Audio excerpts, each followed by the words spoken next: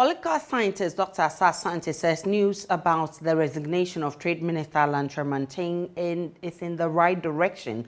Multiple sources close to the minister said Mr. Kojo Tremantain tendered in his resignation letter to Nana Akufo-Addo on Thursday, January 5.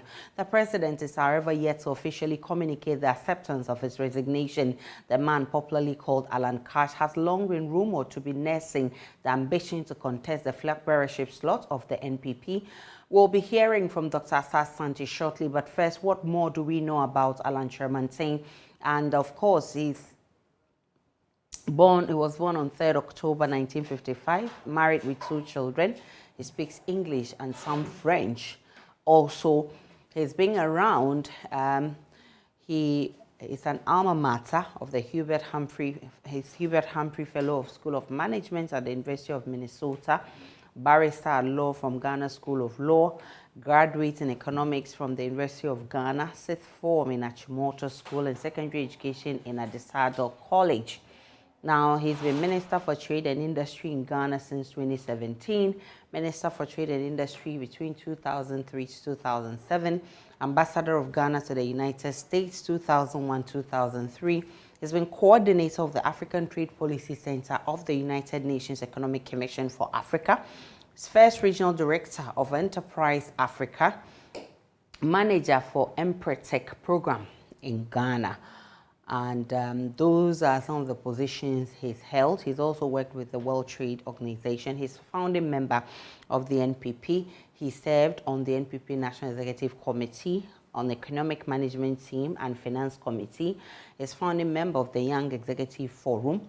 He contested for the NPP's flag bearer position in 2007, 2010, and 2014, but lost to Nana Akufo-Addo in all instances.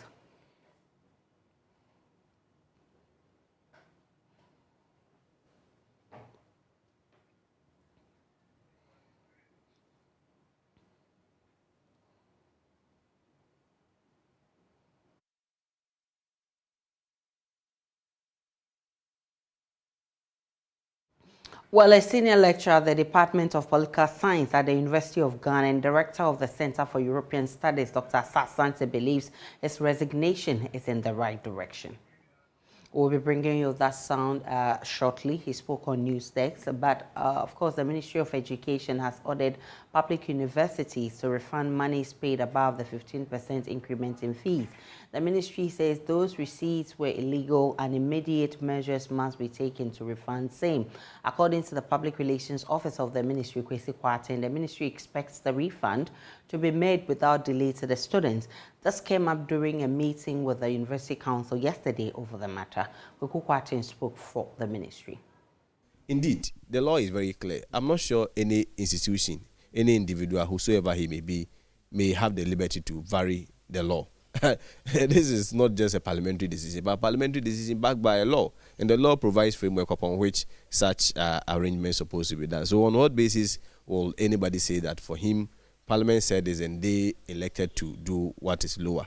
That is a very subjective approach to implementing or adhering to the law. I'm not sure the law is implemented on the basis of subjectivities and people's discretion and their opinions. The law is the law. Okay. And so if the University of Ghana elects that for them they want to charge lesser than what has been approved previously, it's left to them. But what is most important is that Parliament is saying that you are supposed to charge 15% of what you charged last year. And essentially they can't go or vary that directive. Indeed, if the University of Ghana is saying that, well, they were not charging or they undercharged, you cannot use a figure that you configured as a charge, because the charge is what indeed the students paid for. You cannot say that for us we were expecting to charge A amount and we change it to B amount. So for that matter, today we are at liberty to charge the configured A amount, where in reality, was never the case. Okay. Now, as they have gone back now, have they given the ministry any timeline as to when they would communicate the position of council to you? Oh, I believe that University of Ghana wants to resolve this thing, same as the Ministry of Education. I am not of the view that they will indeed want to drag this thing. The council know better than myself. I mean, the men centered on the council knows the position of the law and they know the right thing. And so we have to give them the liberty. They know the urgency of the moment and they know how information is very key, especially in bringing this matter to an end or resolving this matter. So I'm very hopeful that as soon as possible, they should be able to get back to. And indeed, it was a directive from the minister that they should reverse, now get back to the 15% that was approved to Parliament by Parliament, and then communicate same to the public. Of course, as to how they want to do it, I think they gave a lead that they have to consult council. But I mean, the expectation is that they will comply by the directive by the minister. Meanwhile, University of Ghana is this morning insisting that it has complied with all directives from the Ministry of Education, and it says that it's approved fees for charges. According to the ministry, its investigations proved that the University of Ghana is the only institution charging about 37% increment instead of the prescribed 15%. But the Pro-Vice Chancellor of the University of Ghana insists the law has not been violated. Adds the Council of the University may have to seek proper interpretation of the law at the appropriate quarters. We have complied already. Let's not argue in circles. We have complied already. The difference is that the base numbers we are using are different. So there needs to be a legal interpretation of which base number we should use. We are using 2019 approved. That was the last time fees were approved. Those were the base figures. Are we to expect an attempt by the university to head to court just to get a clear directive on what the position of the law is before you take any further decision? Well, that is an option for the University Council. NUG's President Dennis Lai has been responding. He joins us live for more. Dennis, I'm grateful for your time. How do you react to the university's decisions? Well, I'm told he spoke earlier. Let's listen to what he had to say. The minister has justified what is truly the right thing, because the excuse from University of Ghana, as mentioned early on, falls flat in the face of two logics. One is on the logic of statistics, i.e., the fact that in 2019-2020, the supposed 15% they claim they did not apply, they did apply. And we have documents to that effect. The website of the University of Ghana holds the bills from 2018, 2019, 2020, 2021, and it shows clearly that indeed it was applied. On the grounds of law too, it does not hold, because if Parliament sets a standard or a law and you have any justification or cause to vary it, no administrative body has that administrative right to unilaterally vary it without recourse to Parliament. So if the University of Ghana do believe that they want to vary the basis for the adjustment and use any other one, they need to go back to Parliament for approval. And that has been our conversation so far in the entire I mean, we have said that the constitution of this country or the laws of this country that gives persons the right to hold certain offices, give young people like myself and the National Union of Ghana students remedies to protect and defend ourselves. And we may not be able to tell you what we will do, but every single remedy provided by the constitution for the enforcement of the laws of this country is at our disposal. One includes mass actions, it includes court actions, includes petitions to Parliament, includes everything that will be at our disposal for enforcement of our basic and fundamental human rights. Dennis Labi is NUG's president. He joins us live now. Dennis, how do you react to the university management's decision? Thank you very much, Aisha. I believe that the position of the University of Ghana management is quite worrying, to say the least, and to be charitable with discretion. We believe that the very essence of law or the rule of law is that it protects everyone. In this situation, it is the same law that gives the management of the University of Ghana the right to operate and the mandate to discharge their duties. It is that same right or is that same law that is being invoked and used to direct them, to tell them that do A or B, because Parliament has set a provision. It is unfair and unfortunate that we would be at this point where some universities decide to comply and others decide not to comply. For us at the National Union of Ghana Students, we believe this is quite worrying. What do you intend to do about this? The laws of this country do truly gives protection to everyone and gives remedies in this situation. We are within our constitutional rights to pursue any of them. What we are saying is that we may not be able to tell you what we will do because the element of surprise also makes it effective for us. But we can assure you and the students of this country that we will pursue this matter to its logical conclusion. We will pursue this matter through every means that the laws of this country permit us. Dennis Labi is NUG's president, and he says that they will pursue this to its logical conclusion. Thank you so much for your time this afternoon. Now, the acting director general of the Ghana Education Service, Dr. Eric Nkansa, has been confirmed as a substantive director general of the service. A letter issued on January 4 and signed by the Director of Human Resources at GES, Angela Frimpong Nkansa, and addressed to all regional directors of the GES, directed that all official correspondence and memoranda should therefore be addressed as such. Congratulations to Dr. Nkansa, Director General, Ghana Education Service. The letter noted, prior to his appointment, he was the technical advisor in charge of tertiary education at the Ministry of Education. His appointment took effect on October 19 last year, after President terminated the secondment contract of his predecessor, Professor Kwesi Opoku-Amankwah, who was asked to return to his previous post at the KNUST.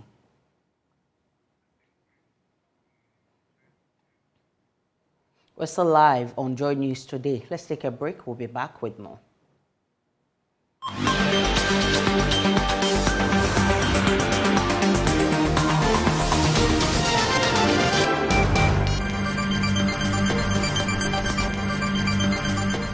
Welcome back to Joy News today. To our earlier story, political scientist Dr. SAS Scientist says news about the resignation of Trade Minister Alan Tremantin is in the right direction. Multiple sources close to the minister said Mr. Tremantin rendered in his resignation letter to President Akufo-Addo on January 5.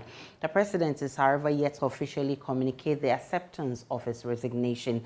The man, popularly called Alan Cash, has long been rumored to be nursing the ambition to contest the flag bearership slot of the New Patriotic Party. Mr. Asante said Mr. Asante says that his resignation is in the right direction. First of all, we have said time and again, even though I acknowledge that there's a political conversation about political debate as to whether competence and loyalty is the key. But I still stand firm to my position that it is competence, because you can have somebody who is 100% loyal to you, but he can be the best incompetent person you can think of. And is that the person that you want? Because every government wants results. So whoever you put into your team as a part of the body of ministers, you want that person to come and perform. So the president will want to consider competence, followed by the person must be a team player.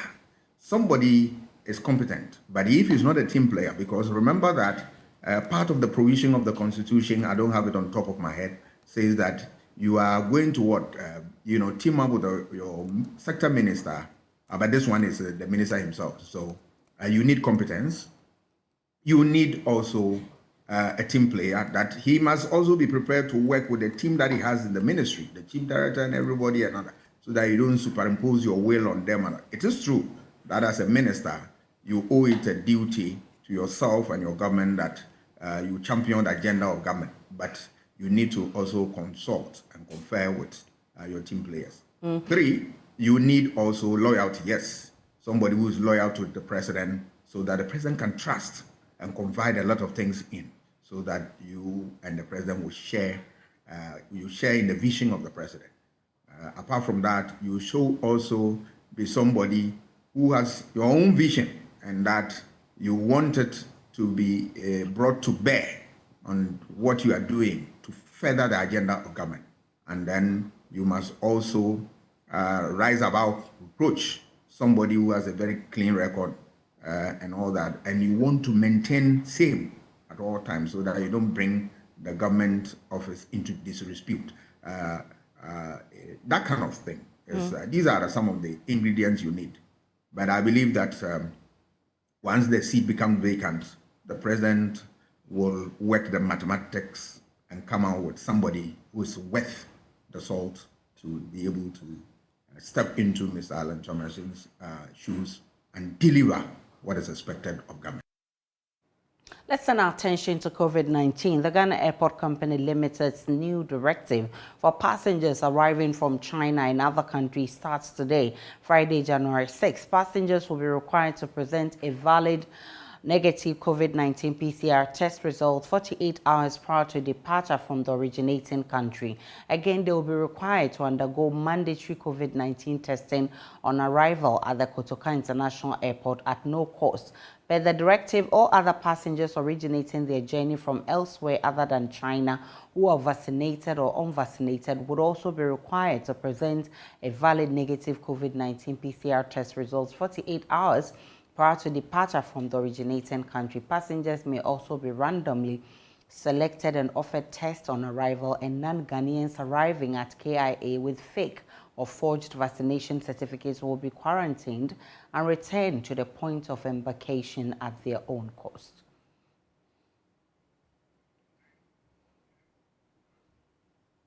Away from COVID, Customs Division of the Ghana Revenue Authority has seized 119 sacks of suspected Indian hemp at Dabala in the South Tong district of the Volta region. The dried leaves concealed in bags were intercepted while being transported to a yet-to-be-known location on a Ford Transit van. There's more in the following report. The driver of the vehicle was arrested while attempting to escape when he realized his nefarious dealing has been uncovered. Acting Commissioner of the Customs Division, Alhaji Idrisu Seidu, told journalists that the interception was the result of an intelligence-led operation by the division's Eastern Corridor Monitoring Task Force.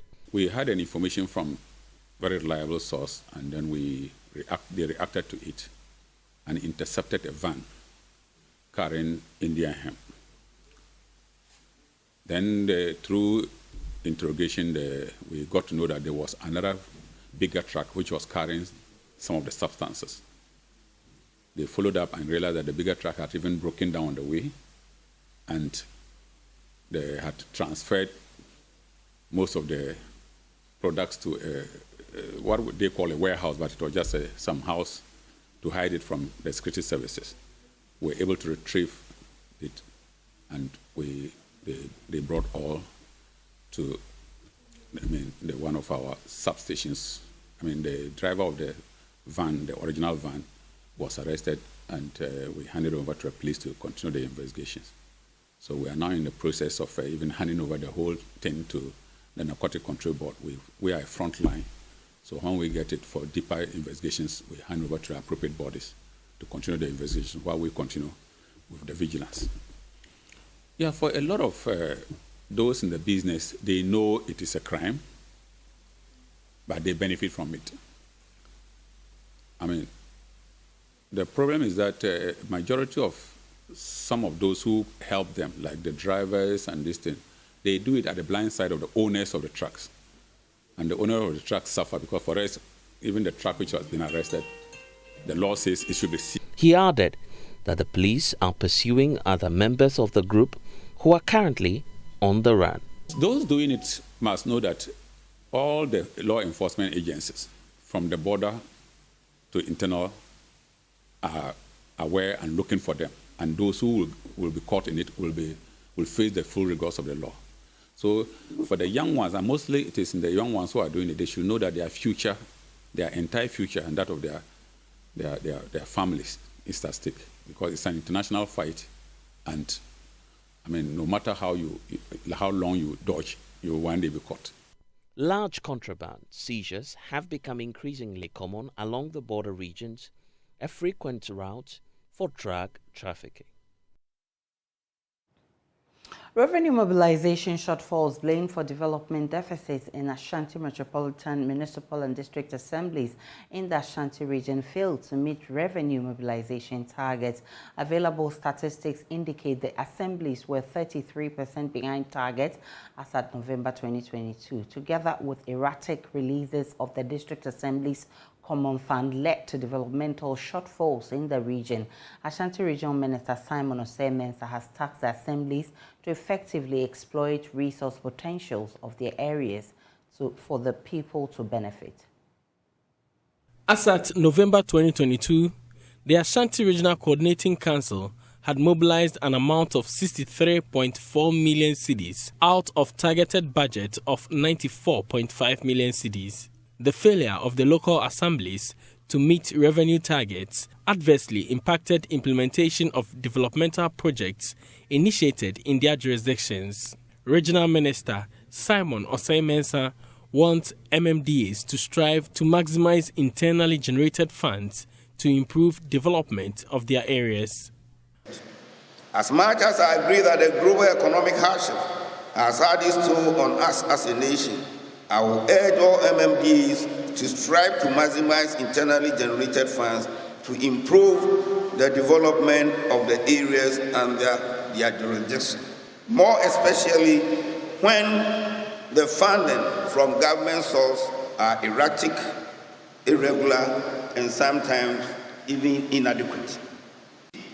If MMDs do not take a serious look at the IGF, it becomes extremely difficult to help in the development of your districts in view of the erratic releases of the District Assembly Common Fund. According to available data, property rate collections over the years have been low. For this reason, the government has engaged Ghana Revenue Authority to assist the MMDAs to enhance collection. Mr. Osei-Mensah wants the assemblies to ensure effective collaboration.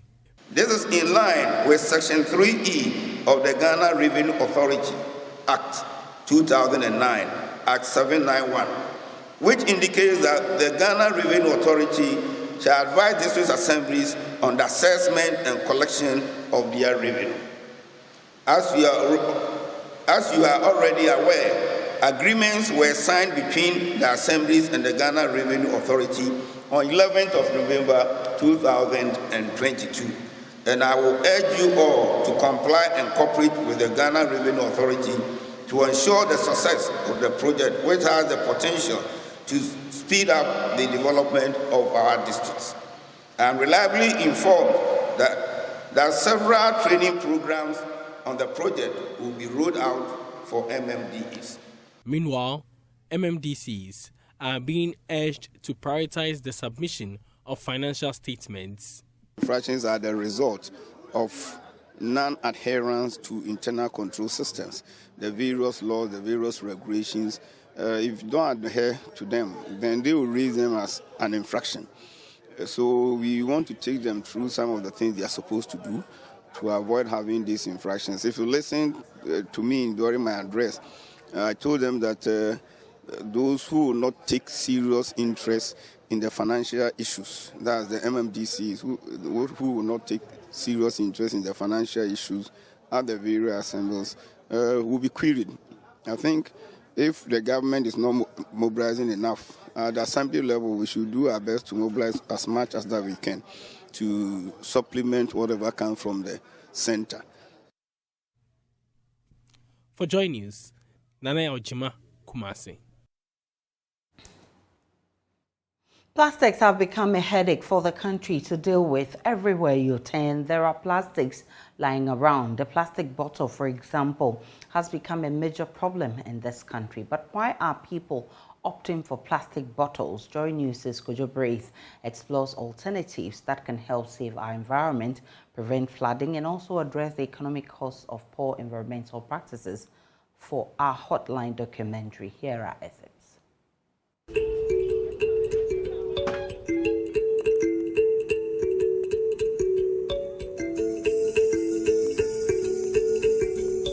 The plastic is very simple to take it everywhere. You can use it to travel safe. But the glass, you cannot use the glass to travel. James, a trader at Adabaka, telling me his preference between plastic and glass bottles. He tells me plastic bottles are safe for him than glass bottles. The plastic is good. You see, the plastic, two people cannot use the plastic. Only one person can use the plastic and throw it away. But the glass, you use it, they take it back and go and fill it again. So it will give an infection to people, you understand? But the plastic, you can even throw it away. David, an entrepreneur, shares this reasoning of the plastic bottle being healthier than the glass bottle. I like plastic because of the health issue attached to the plastic. The advice given to us on the radio, so it has gone into our mind that preferably plastic is better. If you handle plastic bottle, it can just fall down and then everything's scattered. But for plastic, you can take it back. But it is not everybody that shares this reasoning.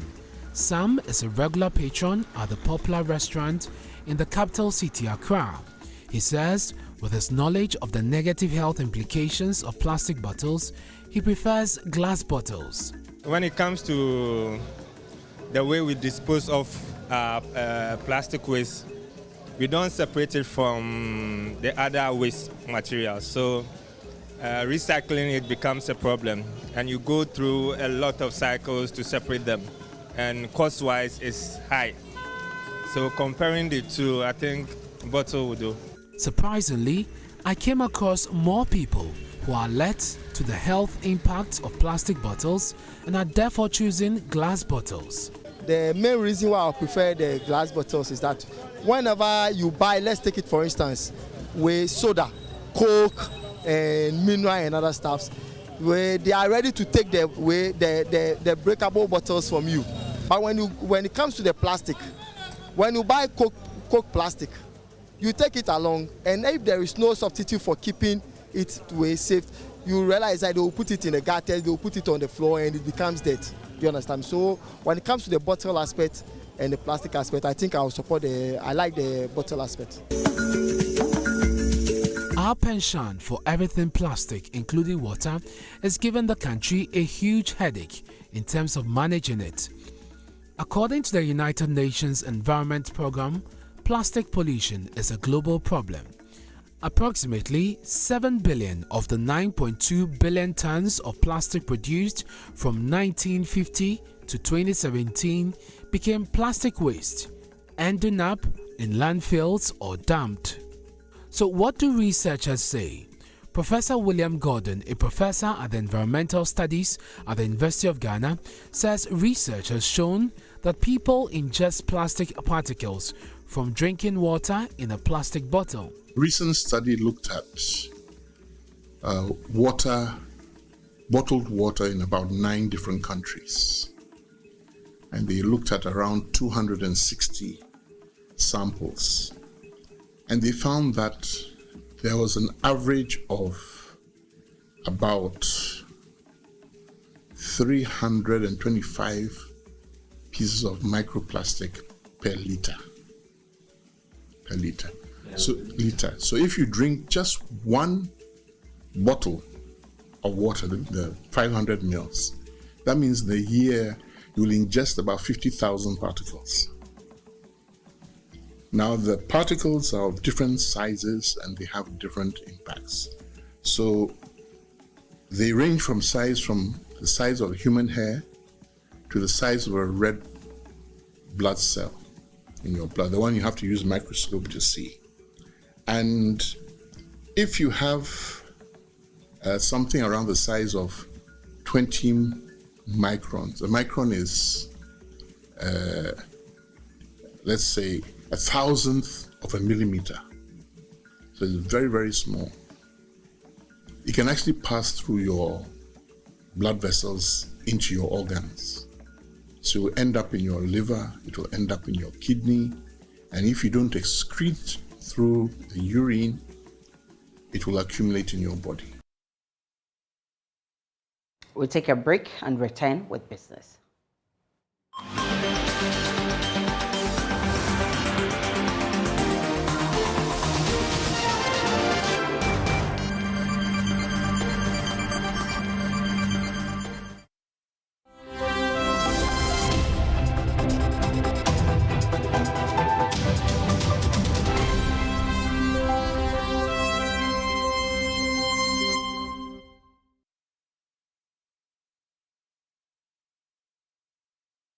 Hello, welcome to the business segment on JoyNews today with me, Pius Kojobaka.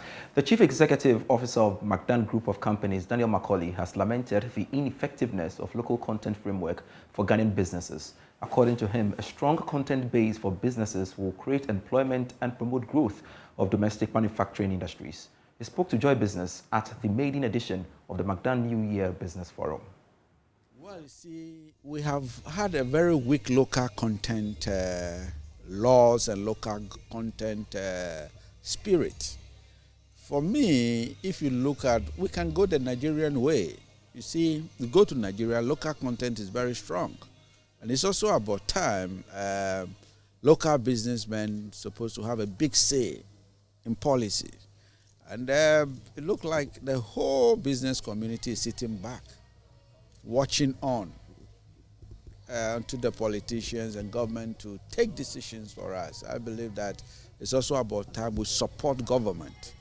We support government with our resources and our ideas. So for me, we have to strengthen the local content base. I thought it wise to bring some few businessmen together for us to brainstorm, for us to at least see what we can do to support the government. And also if we have any ideas, we take these ideas to government to see how they can buy into our ideas to make sure that the business environment become a very enjoyable one. Let me use the word enjoyable one. Yeah. Some business leaders in Kumasi have decried the increase in value-added tax and the reversal of the benchmark value policy, saying the revised tax regime poses a threat to the operations. Executive Secretary of the Ashanti Business Owners Association, Charles Apiakubi, says the timing of the implementation of the 2.5% VAT increment could cause public disaffection against traders. He warns the government to take a second look at the prevailing business environment to review the tax policies. Love FM's Nana Boachi Dankwayi Adom has more.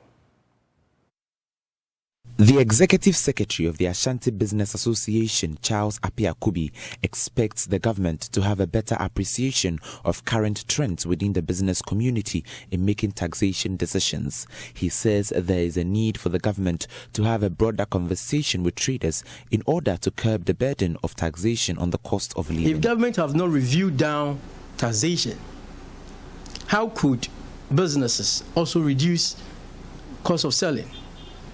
In fact, we have seen an upward increase in VAT, where government has increased VAT by 250 points. I will call it that government have not taken his time to understand the challenges and the dynamics within the business environment. Until he shows that interest to know the plight of the ordinary business and the ordinary consumer in Ghana, government policies will always be counterproductive to businesses and to our quest to look for economic recovery. While describing the taxation decision as unnecessary, Mr. Apiakubi says it poses grave threat to business and employment. The point is that our businesses are collapsing, and VAT is the killer of businesses. This year, government says it's not going to employ, and our businesses are collapsing. That means we must also join that call that we will not also employ. And we're even going to lay off our staff that we are working with now. And what happens? We're going to create economic insecurity in this country. Some traders, suppliers and distributors also say the immediate implementation of new taxation policies will lead to unbearable economic hardship. I'm not sure this VAT that they are introducing would help consumers. It will still make prices go up, which in the long run, everyone will still complain that the government is not doing well. I tell you, this morning I asked some of my managers to go around to check prices, and I can bet you that people are selling under the price of the suppliers. I mean, so actually it's not good. It's not palatable for business. It's not palatable for business at all. Yeah, that's why I'm penning a bedroom for. So I feed the Omo de Nava Tenambra from my. Yes, yet me at Tony Atobia, I didn't nip on Obisana Buonti.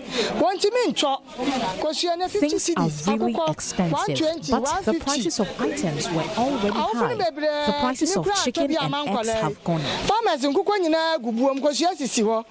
To Amosha feed in a boy ding. They buy and what to Tumni. And I'm in a cosa one tissue. Namatise, and no money at a tissue. Yes, you have a time to so traders are unable to reduce prices because the wholesale prices are already high. Therefore, we end up fighting each other. Our engagement so far indicates that the 30% benchmark discount reversal on importation, coupled with a 2.5 increment in value-added taxes, has a potential of collapsing businesses. This has been the responses of traders here in Kumasi. Nana Bwachi Dankwayad reporting for JoyNews. And that's all for business for this afternoon. There will be more business when I come your way at 1 with the marketplace.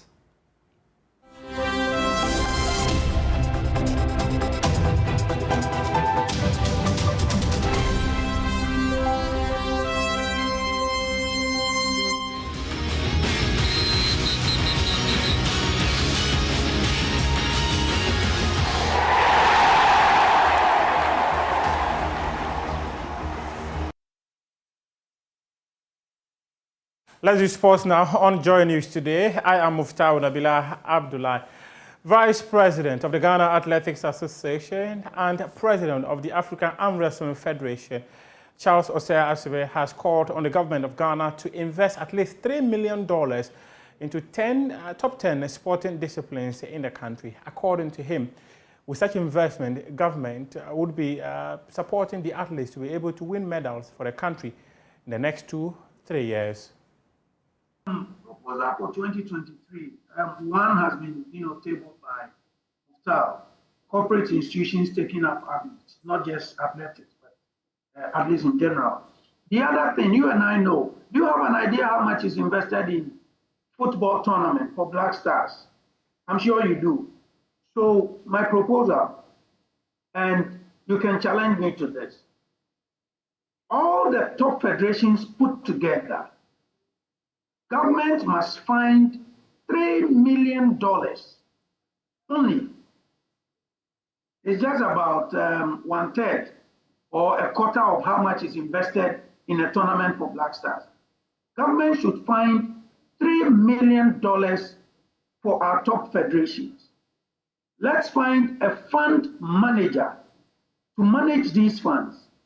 Let's get the top federations to bring their program of activities, both development and competitions.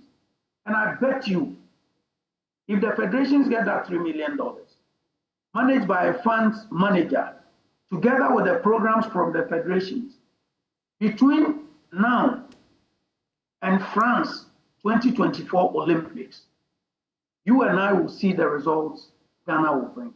Only $3 million for the top federations, not one federation. And let's find a fund manager to check the programs of these federations, both development and competition. And we will get that result by the end of 2020. Former WAFA player, Ejakum, he says that the decision of the club to sell him to Salzburg was because he had grown to the extent that he was such a very good player. According to him, the club played an instrumental role in his development, and he believes that Ghana has got a talent, and with the right structures, the Ghana Football Association would be able to unearth many talents. The team I played, the coach team I played, there were some WAFA scouts that were scouting me. So I had a chance for a trial in WAFA. And when I went to WAFA, at first it was a little bit tough. But as time went on, I adapted and I was selected to be part of the team. You made a point that the beginning was quite tough. What are some of the challenges that made you think, yeah, this? You know, new environment, new friends, new coach, new tactics, new training section. So it was tough at the beginning. But when I got used to it, then I was almost a beast. You were a beast. So you started playing for Wafa, and obviously you played for their first team. Yeah. How was it like playing for an academic club that we know what academy is? It's more or less like a school that you have to go to. How is it like? My dream was to play in an academy team. So when I got a chance, I was very happy.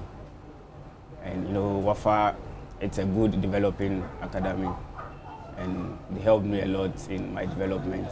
When I was playing for my coach team, I realized there were certain things I lacked. But when I went to Wafa, I was taught, and it really helped me. What did they teach you? Pressing, movement, time to pass, time to dribble, everything. So is it like on a pitch, the coach will be telling you, okay, Lawrence, do this, don't do this. How was the teaching process? Both on the pitch and off the pitch. Sometimes you go to the classroom and they teach us football, and not only on the pitch. And it really helped you a lot? It really helped me a lot. But still talking about Wafa, they are no longer in the Ghana Premier League. I think that was last year. When you saw that news, what came to your mind? That your former club, the club that has built you, has been relegated? I was very, very sad. Looking at their level and they dropping to the Premier First Division, it was very appalling. So I was sad. My prayers were with them, but maybe my prayers wasn't enough. But it's football. You rise, you come down, you rise, you come down.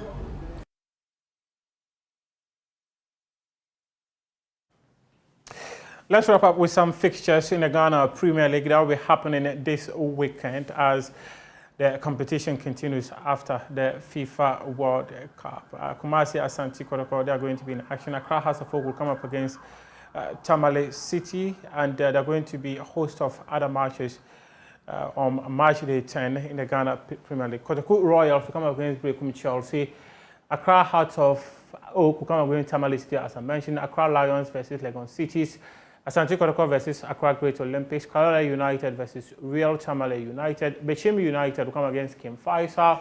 Insuatruma will play Samatex. Dreams FC will play Midiama FC. Bibiana Gold Stars will sit at home and play Ediana Stars. These are the fixtures in the Ghana Premier League for March Day 11 as the competition continues after the end of the FIFA World Cup.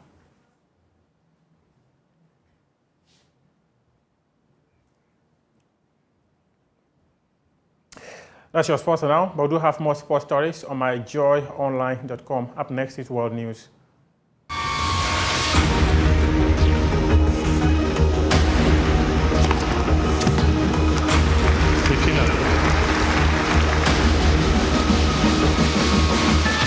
That will be it for the bulletin this afternoon. Many thanks for watching. Enjoy the rest of our programs.